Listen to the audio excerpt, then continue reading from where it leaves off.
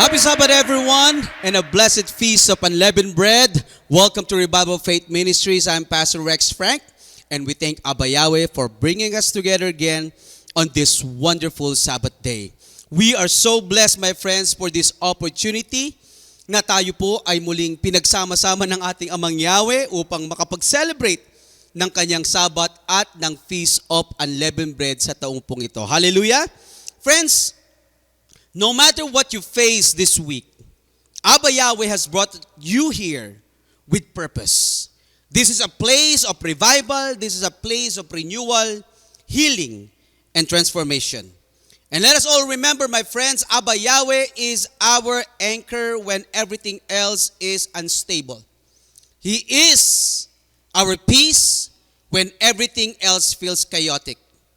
Today, Abba Yahweh wants to speak to each and every one of us because He brings clarity where there is confusion and peace where there is chaos. Abba Yahweh is reminding us today that He is with us and He is in control. That's why we do not need to be afraid these days. So today, my friends, let us surrender everything to Him and know that He is always in control. Can everyone say hallelujah? Hallelujah. All right. To start our message today, let us now turn our Bibles to Matthew chapter 5, verse 16. And this verse shows us how Abba Yahweh wants us to live a life that shines for Him. Every believer is called, look at this, my friends, every believer is called to shine and bring honor to His name. So let's go ahead and read Matthew chapter 5, verse 16. And it says, "You must be sure that your light shines well. Then you will give light to other people. They will see all the good things that you do. Then they will praise Yahweh, who is your Father in heaven." Can everyone say hallelujah? Hallelujah. Friends, before we continue, let us humble our hearts. Let us pray to Almighty Father Yahweh and prepare ourselves to receive His word today. Let us pray. Heavenly Father Yahweh, we thank You for bringing us together on this holy Sabbath day. We acknowledge that this gathering is not by chance, but by Your will. Thank You for the rest. Thank You for the peace. Thank You for the opportunity to be here. We honor Your presence in this place and we welcome You into our hearts. Father Yahweh, as we receive Your word today, please open our hearts, please open our minds to understand Your word.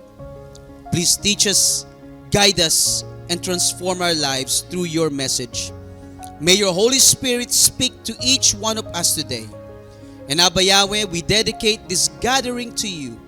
May all the things that we are going to do bring glory and honor to Your mighty and powerful name. Once again, Father Yahweh, we thank You for all the wonderful and amazing blessings that You have given to each and every one of us. We pray this through the name of Your Son, our Savior, Yahshua Messiah. Hallelujah. Everyone say hallelujah. Hallelujah. Friends, our message today is entitled, "A Transformed Life Honors Yahweh." A transformed life honors Yahweh. Listen to this, my friends. This is not just a message, it is a calling to transformation. It is a message that challenges how we live daily. Today's message, my friends, invites us to look into our hearts and move forward to real change. Transformation that follows Abba Yahweh's word. Friends, our faith is not just something we say. It is something we show in the way we live every day. Let us always remember that words alone cannot reflect true faith. Friends, remember this. Our actions must confirm what we believe. What we do must prove what we believe.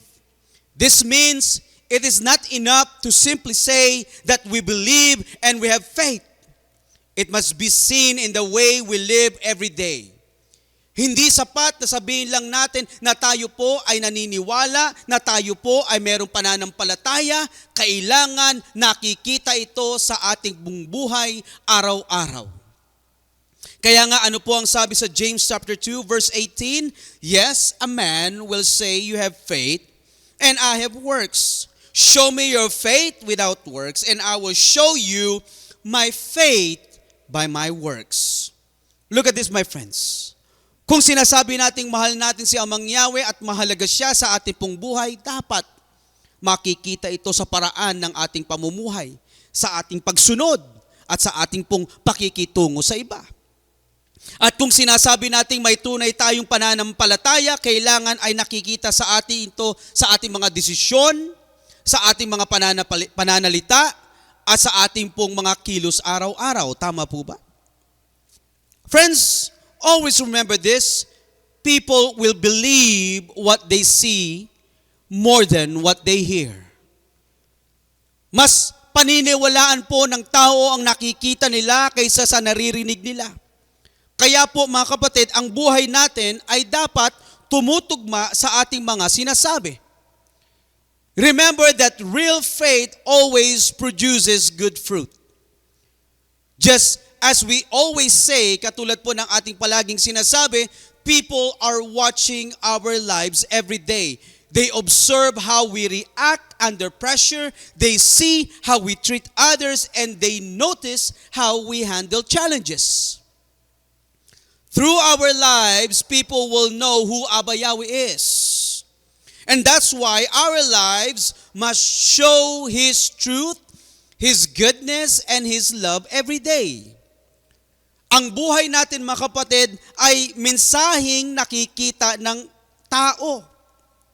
Ito ang ebidensyang nakikita ng mga nakapaligid po sa atin. Kaya siguraduhin natin ang ating pamumuhay ay tumutugma sa ating pong sinasabi sapagkat ang tunay na pananampalataya ay laging nakikita sa mabubuting gawa na ating pong ginagawa araw-araw. Kaya po ano pong sabi sa 1 Timothy chapter 4 verse 12? Be an example to the believers in speech, in conduct, in love, in spirit, in faith, and in purity. And that's why our lives must reflect the character of Abba Yahweh. Friends, we are called to show His love, His patience, and His righteousness in everything we do. Let our lives demonstrate forgiveness and compassion so that others can clearly see Him through us. Friends, our behavior should reflect who Abba Yahweh is. Never forget, my friends, never forget, we represent Abba Yahweh in this world. The way we live speaks louder than our words. Every action becomes a message, and every decision becomes a testimony that points people to Him. Tandaan natin mga kapatid na tayo ang kinatawan ni Abba Yahweh sa mundong ito. Kaya sa bawat salita, sa bawat kilos at desisyon natin, ipakita natin mga kapatid ang kanyang kabutihan, ang kanyang pagmamahal upang sa ating buhay makita siya ng ibang mga tao. Hallelujah! So as we celebrate the Feast of Unleavened Bread and as we apply the significance of this feast, dapat itanim po natin sa ating mga puso't isipan ang malinaw na katotohanan. Ano po ang katotohanan iyon? As our lives have been transformed, we must reflect Abba Yahweh's character in our everyday lives. Tama po ba? Dapat yung mga leavening, mga bagay na hindi ayon sa kalooban ng ating Amang Yahweh, dapat tinatanggal po natin ito sa ating pong buhay. Dapat pinipili nating mamuhay na may kabanalan, may matatag na pananampalataya at may pag-ibig sa ating pong buhay. Remember this, my friends, when Abba Yahweh moves in your life, it produces visible change. Your life will transform. People will see it. And it will become the evidence that Abba Yahweh is alive and active in your life. And this transformation doesn't happen overnight, mga kapatid. But every day you walk with Abba Yahweh, you are growing, you are changing, and becoming stronger in your faith. You may not see it immediately, but Abba Yahweh is working behind the scenes and changing you from the inside out. And that's why consistency in our character and our service to Abba Yahweh is very important. Friends, remember this. Every small step of obedience matters. Every time you choose Abba Yahweh, you grow stronger. Remember this, my friends. Growth requires patience and consistency. Growth requires patience and consistency. Transformation is built through daily obedience. Kaya napakahalaga, mga kapatid, ng pagiging consistent natin sa ating character at sa ating pong paglilingkod sa ating Amang Yahweh. Dahil ang bawat na maliit na hakbang ng pagsunod sa Kanya ay napakahalaga. Sa bawat pagkakataon, mga kapatid, na pinipili natin ang ating Amang Yahweh sa ating buhay, ano nangyayari? Napapalago ang ating pananampalataya. At ang tunay na pagbabago na galing sa ating Ama ay nabubuo lamang sa tuloy-tuloy na paglilingkod at pagsunod sa Kanya. Can everyone say hallelujah? Hallelujah. Friends, as we grow in the presence of Abba Yahweh, our light becomes brighter. Yung buhay natin begins to reflect Abba Yahweh more clearly sa ating pong buhay. And as we consistently obey and serve Abba Yahweh, yung mga taong mga nakapaligid sa atin will start to notice the positive transformation na nangyayari sa atin. So always remember this, my friends. Always remember this. A transformed life is a powerful testimony. Not just by what we say, but by how we live every day. Our lifestyle becomes our offering to Abba Yahweh. Every action becomes a reflection of Abba Yahweh. Every decision that we make becomes a testimony. And every step brings Him glory.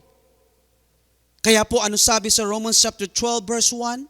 Sabing ganyan, Yahweh has been very kind to us. Because of that, I really want you to serve Yahweh with your whole life. Offer your bodies to Him like a sacrifice that continues to live. Serve Him with everything that you have, and that will please Him. That is the true way to worship Yahweh. Can everyone say hallelujah? Hallelujah. Friends, listen to this. Listen to this.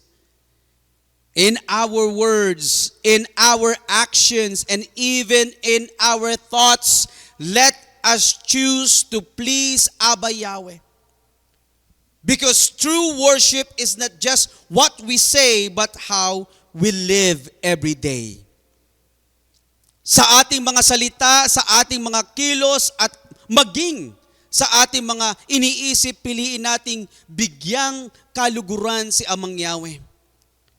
Sapagkat ang tunay na pagsamba ay hindi lamang sa ating pong mga sinasabi, kundi sa pamamaraan ng ating pong pamumuhay araw-araw. Tama po ba? Friends, please remember this. We are not just called to hear Abba Yahweh's word. We are called to live it every day. Hindi lang tayo tinawag para makinig sa kanyang salita, tinawag tayo, mga kapatid, para isabuhay ito. Obedience is the evidence of true transformation. Obedience is the evidence of true transformation. Kapag ang ating buhay ay nakasentro kay Amang Yahweh, makikita ito sa ating mga priority. Makikita ito sa ating mga desisyon, sa ating mga ginagawa araw-araw. Kaya nga kung babalikan po natin mga kapatid ang ating pong opening Bible passage doon sa Matthew chapter 5 verse 16. Ano po ang sabi doon? Basahin po natin muli. You must be sure that your light shines well. Then you will give light to other people. They will see all the good things that you do. Then they will praise Yahweh, who is your Father in heaven. Friends, when people see Abba Yahweh in us, they begin to honor Him. Our lives become living evidence of His power. We become reflection of His goodness. At sa pamamagitan ng ating pong pagbabago, sa pamamagitan ng ating transformation, nagiging pamamaraan ito patungo ng ibang mga tao papunta sa ating pong Amang Yahweh. At dito po natin nabibigyan ng karangalan ng ating Ama sa pamamagitan ng mabuting pagbabago sa ating pong buhay. Can everyone say hallelujah? Friends, this is our calling as children of Abba Yahweh. We are chosen to represent Him. We are called to live differently. We are called to shine in the darkness. Friends, our lives meant to reflect His goodness, His character, and His glory. This is who we are. This is our true identity in Him. Remember this, my friends. Tinawag tayo upang maging representative ng ating Amang Yahweh. Ano po ang sabi sa 1 Peter chapter 2, verse 9? But you are His chosen people, the King's priest. You are a holy nation, people who belong to Yahweh. He chose you to tell about the wonderful things He has done. He brought you out of the darkness of sin into His wonderful light. Can everyone say hallelujah? Friends, we are truly His chosen people. Then our lives must show it. We are not called to blend in with the world, but to stand out as people who have been transformed by His light. So every day in our words, every day in our actions and decisions, dapat pinipili nating makapagbigay tayo ng karangalan sa ating Amang Yahweh. Tandaan natin mga kapatid, hindi lamang tayo tinawag ng ating Amang Yahweh upang magbigay ng kapurihan at pasasalamat sa Kanya. Tinawag din tayo ng ating Amang Yahweh na makapagbigay ng karangalan sa Kanya sa pamamagitan ng ating pong buhay. Can everyone say hallelujah? Kaya bilang mga anak ng ating Amang Yahweh, bilang Kanyang mga representative o kinatawan, we must be consistent with our character. Hindi maaari na ngayon ay isinasabuhay natin ang karakter ng ating Amang Yahweh, then kinabukasan ay bumabalik naman tayo sa mga bagay na hindi ayon sa Kanyang kalooban. Friends, we are called to shine every day 24/7, and this is not optional. It is our duty. When you say duty, ang ibig sabihin po nito ay tungkulin. This is our responsibility na isabuhay, i-reflect ang karakter ng ating Amang Yahweh araw-araw. Tama po ba? Tandaan natin mga kapatid, we are living, remember this, we are living in a sinful and dark world. Kaya kahit na maliit na liwanag ay mapapansin, it will stand out and it will make a difference. You do not need to be perfect to shine. You just need to be transformed. Dapat ipakita mo lang ito, yung mga good changes sa buhay mo na ibinigay ng ating Amang Yahweh, dapat itong ipakita mo sa mga tao. Isabuhay mo yung Kanyang salita araw-araw. Ano po ang sabi mga kapatid sa Matthew chapter 5 verse 15? Sabing ganyan, nobody lights a lamp and then puts it under a pot. He will put the lamp in a high place. Everybody who is in the house can then see the light from the lamp. Ang ibig sabihin nito mga kapatid, ang liwanag ay yung pagbabago na ibinigay ni Amang Yahweh sa iyo, ang ating pananampalataya, ang kabutihan, ang katotohanan, hindi dapat po ito itinatago. Dapat po itong ipinapakita. Dapat ito ay nakikita ng ibang mga tao sa pamamagitan ng ating buhay araw-araw. Friends, never underestimate your light. Never underestimate the transformation that Abba Yahweh has given you. For you, simpleng pagbabago lang to. Maaari sa iyo, simpleng transformation lang ang nangyayari sa iyong buhay. Always remember, may malaki itong epekto sa buhay mo at may epekto ito sa mga taong nakapaligid sa iyo. Your transformation may lead them to know the truth. Your transformation may lead them to encounter Abba Yahweh in their lives. That's why never underestimate the transformation na ipinagkaloob at ipinagkakalob sa iyo ng ating Amang Yahweh. Can everyone say hallelujah? Pahalagahan po natin ang pagbabagong ginawa ni Amang Yahweh sa ating pong buhay. Hindi ito basta-basta. Hindi po ito ordinaryo lamang, ito ay bagong buhay na ipinagkalob niya para sa atin. Upang mabuhay tayo o mamuhay tayo ng ayon po sa Kanya. And that's why ipakita natin itong mga pagbabagong ito, mga kapatid. Ipakita natin ang ating pong mga transformation, yung mga good changes natin sa ating pong buhay araw-araw. Upang makita ng ibang mga tao si Amang Yahweh at mabigyan siya ng karangalan. Can everyone say hallelujah? Hallelujah. Now mga kapatid, mga kaibigan, upang mas maintindihan po natin ang isang buhay na talagang nabago at nagbibigay ng karangalan kay Amang Yahweh, let us look at a powerful example from the Old Testament. Let us talk about the life of Obed-Edom. Sino-sino po dito mga kapatid ang nakakakilala kay Obed-Edom? Hindi po siya sikat na tao, hindi siya isang hari, hindi po siya isang propeta, pero ang kanyang buhay ay naging makapangyarihang patotoo ng pagbabago at pagpapala ng presensya ng ating Amang Yahweh. Ano ang nangyari po kay Obed-Edom mga kapatid? Ang kanyang story ay mababasa po natin sa 2 Samuel chapter 6.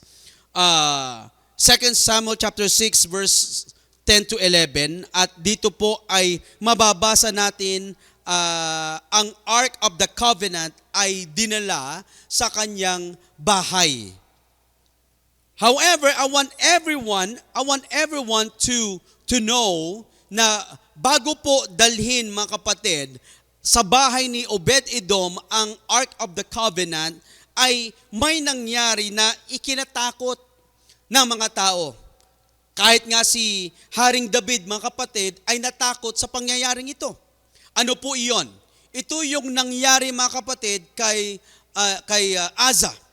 And if you guys remember the story, mga kapatid, mga kaibigan, Asa accidentally touched the Ark of the Covenant.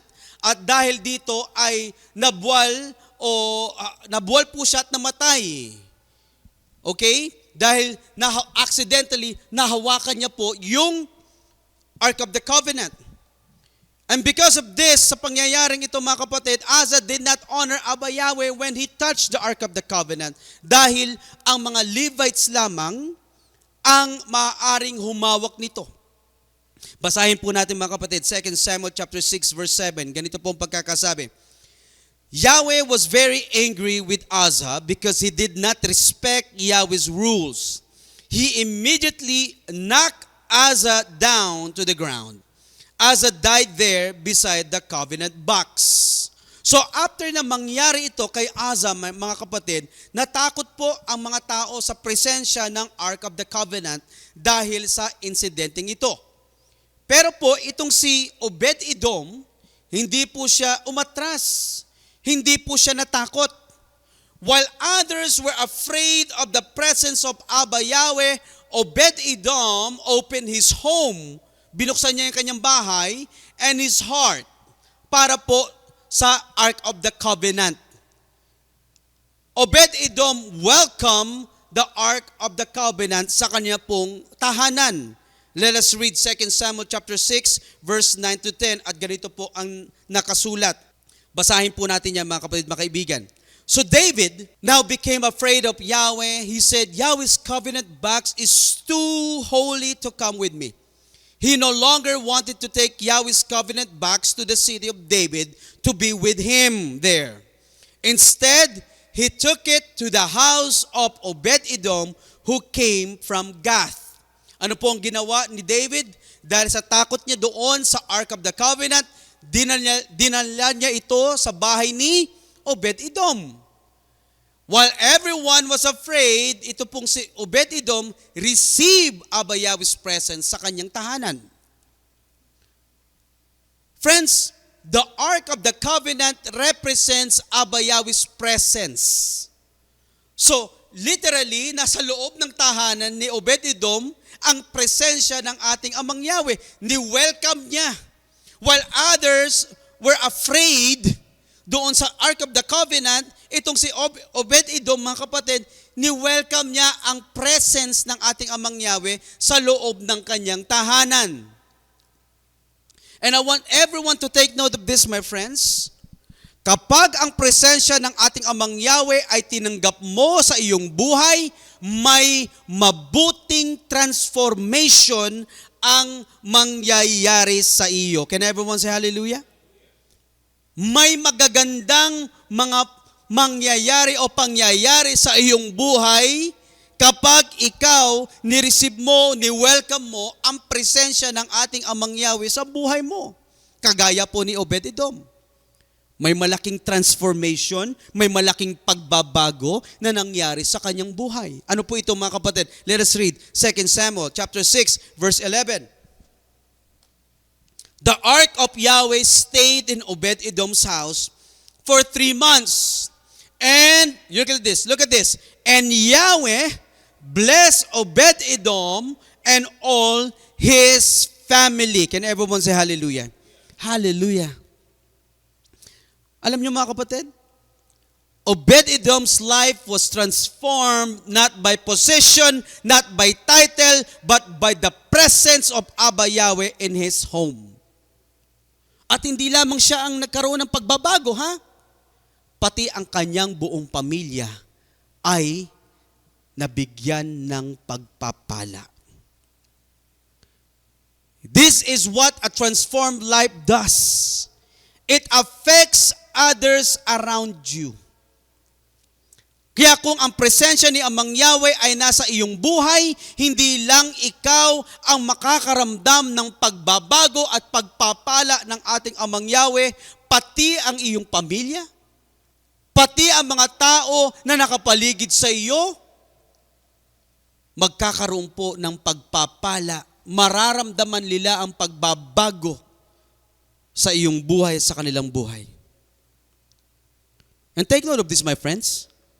Hindi natapos doon ang pagpapala ni Obed-Edom, ha? Hindi lang doon natapos yung kanyang blessing. Basahin po natin kung ano pa ang nangyari kay Obed-Edom. 1 Chronicles chapter 15 verse 24. Napakaganda po mga kapatid, mga kaibigan. Let's read this kung ano pa ang nangyari kay Obed-Edom. The priest Shebaniah, Joshaphat, Nathanael, Amazai, Zechariah, Benaiah, and Eliezer had the job of blowing trumpets in front of the Ark of Yahweh. Look at this. Obed-Edom and Jehiah were also guards for the Ark. Nakita niyo mga kapatid? Si Obed-Edom, mga kapatid, ay naging isa sa mga naglingkod at nagbantay sa arko ni Amang Yahweh. Ito ang resulta ng isang tunay na pagbabago. From receiving to serving. From blessing to commitment. Friends, Obed-Edom did not just experience Abba Yahweh, he dedicated dedicated his life to Him. And that is what it means to honor Abba Yahweh. You receive Abba Yahweh in your life and you commit yourself to serve Him. Kaya mga kapatid, tanungin natin ang ating mga sarili.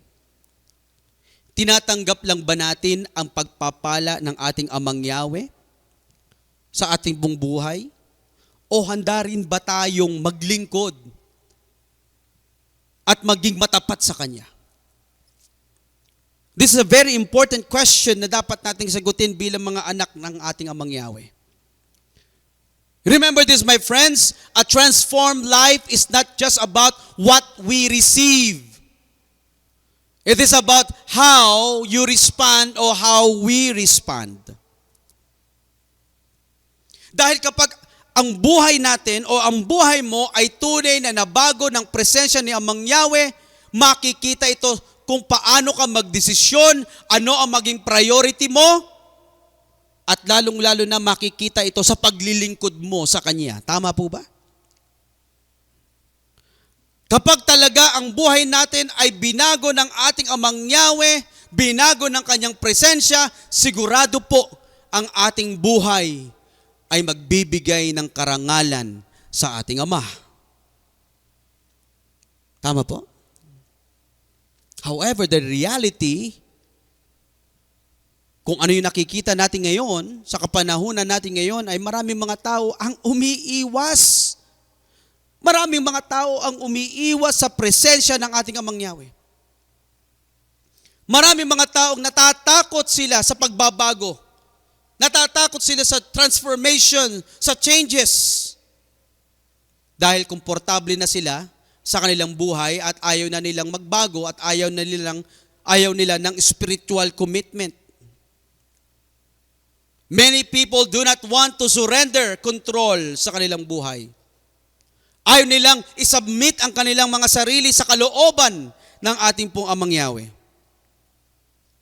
Maraming mga tao, mga kapatid, ayaw nilang papasukin si Amang Yahweh sa kanilang buhay.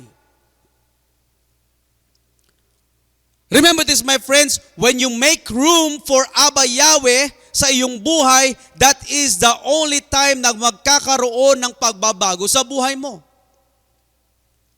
Kagaya po ni Obed-Edom, he made room for Abba Yahweh's presence sa kanya pong buhay, sa kanilang tahanan. Ano naging resulta nito? Blessings and amazing transformations. Friends, remember this. When you honor Abba Yahweh's presence in your life, blessings will follow. Not just material things, but you will have spiritual transformation, you will experience true peace, and you will receive amazing blessings from Him. So friends, if you truly want to honor Abba Yahweh with your life, make space for His presence in your life. Respect it, and let it shape and change you from the inside out.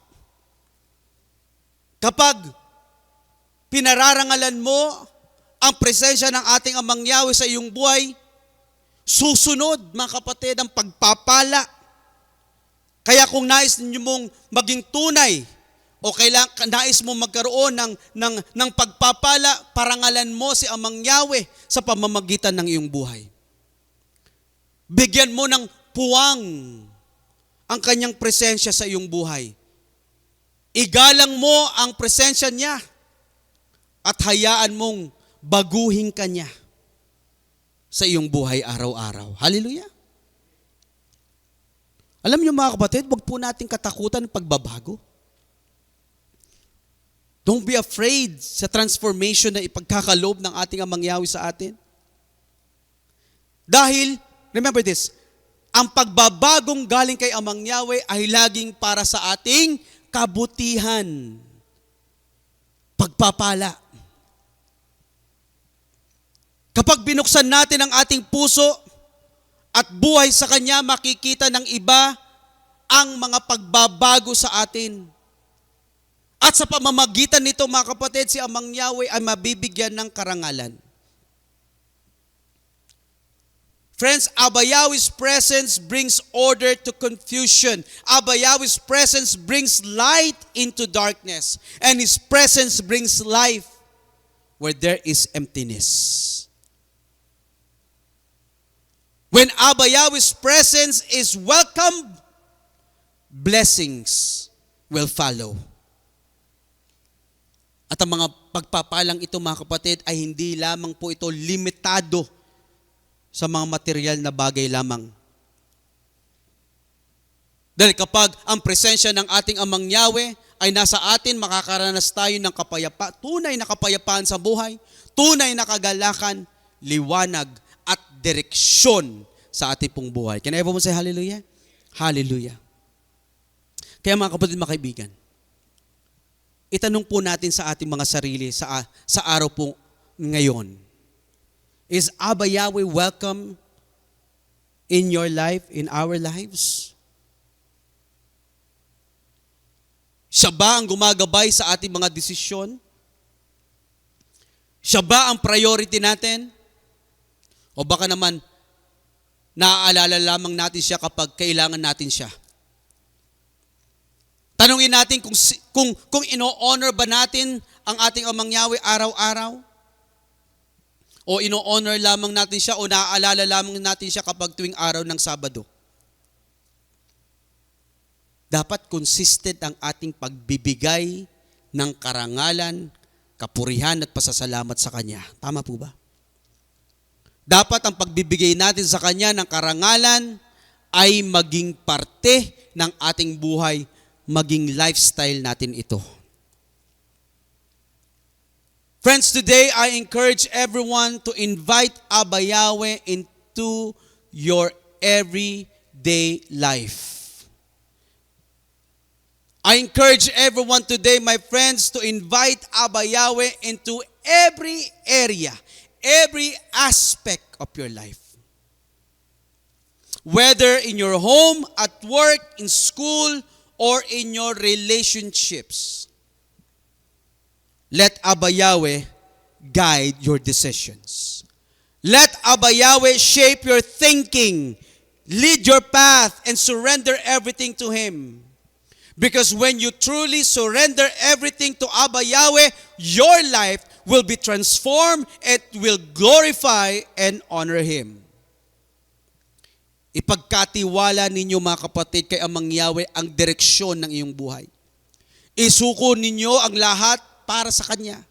Dahil kung siya ang hahayaan ninyong gumabay sa inyo, ang iyong buhay ay magbabago at magiging daan ito upang makapagbigay kayo ng kaluwalhatian at karangalan sa Kanya. Can everyone say hallelujah?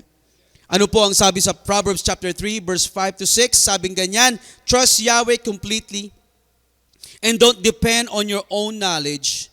With every step you take, think about what He wants and He will help you go the right way. Kapag ipinagkatiwala natin kay Amang Yahweh ang ating buhay, mga kapatid, hindi tayo maliligaw. Dahil mismo siya, mga kapatid, ang gagabay sa ating landas. Tama po ba? Hindi man natin makita ang lahat ng nangyayari ngayon o yung mga mangyayari, pero makakasiguro tayo na kapag si Amang Yahweh ang kumilos sa ating pong buhay, alam natin para ito sa ating kabutihan. Friends, let us learn to trust and obey.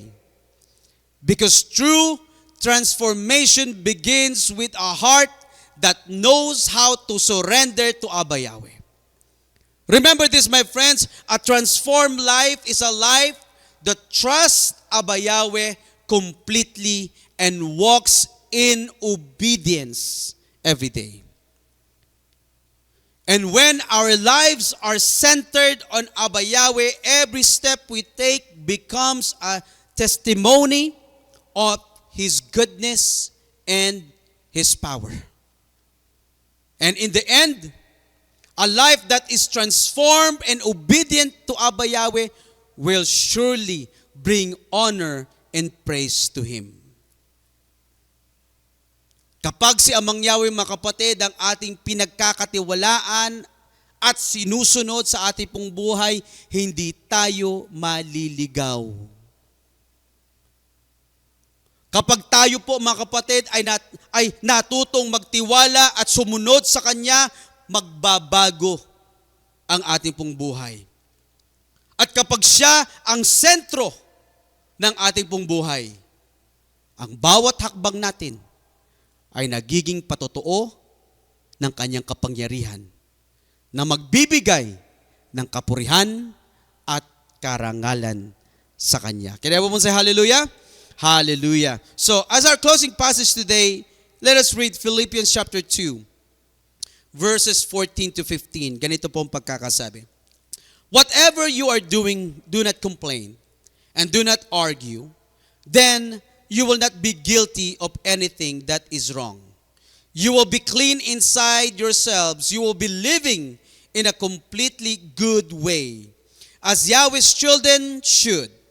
In this world, you are living among bad people who have turned away from what is good. But you must bring light into this dark place, like stars that shine in the night. Can everyone say hallelujah? Friends, this is Abba Yahweh's call for His people. We are meant to shine. We are meant to reflect His character to other people.